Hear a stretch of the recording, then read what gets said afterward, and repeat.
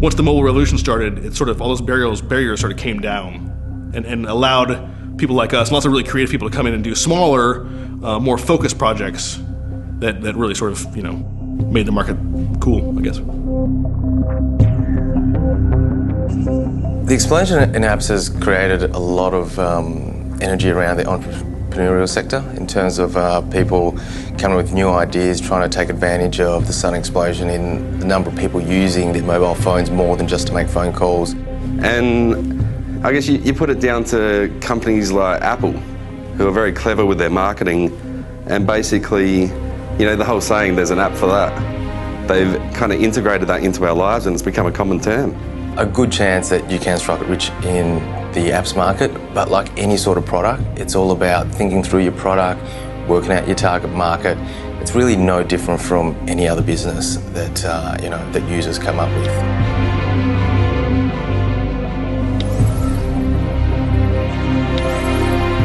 A great idea makes for a great app, but where does inspiration come from? I kind of went back to my childhood and looked at what I enjoyed doing when I was about 10 years old, and I thought, wouldn't these be great? And then as soon as the smartphone and tablet and iPad revolution came along, they were the ideal platforms to bring these sort of games to life. Everywhere. I keep a little notebook with me, and literally anywhere I go, when I'm in a plane, I look down and I see, oh my gosh, there's a river. Maybe I can do a river simulation. It's like, I'm always thinking games because I'm a game guy. We get a lot of ideas from just workshops amongst the team, but at the same time, a lot of people come to us with ideas already. And I guess the step from there really is to identify what works and what not. We also spend a lot of time just talking amongst the team in terms of researching from what's happening overseas and how their market applies to ours.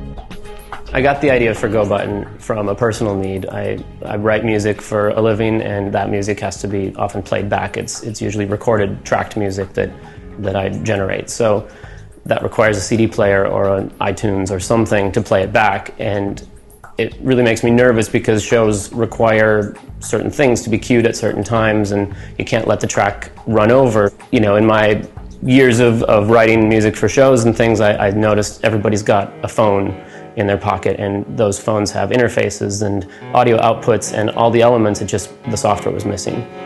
For our own apps, we're looking at everyday things that we do, because we want to make apps that everyone can use every day, and that's where we feel the heart of the market is. An idea could come from browsing the app stores, researching existing apps, finding out what's successful and what the market needs. There are app review websites to stimulate your thinking, and wish lists of programs users would like to see developed. User surveys can be conducted to discover usage trends of existing apps. Gathering statistics on usage patterns will help inform decisions. The uses for mobile applications are wide-ranging and continue to grow. In the beginning, it was mostly personal assistant stuff, calendaring, email, communications. But since then, it's changed a lot. Now you're getting lots of entertainment apps, lots of games, also just social media, Twitter and Facebook, all that sort of stuff.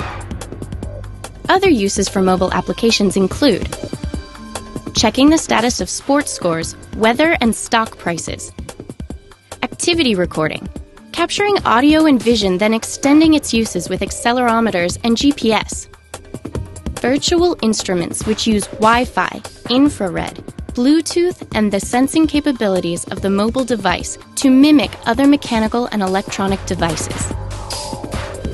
Content-based educational material, interactive training and teaching, for example. Query in context response accessing, such as fast, accurate information about consumer products using Google goggles and personal tour guides. Utilities and administration for organizing, syncing and managing devices and files. Web-based financial transactions. Identity authentication for opening garage doors, starting a car remotely, and fingerprint or face recognition technology. Every day a new app comes out and I'm like, oh my gosh, that's a great idea. I didn't think of that.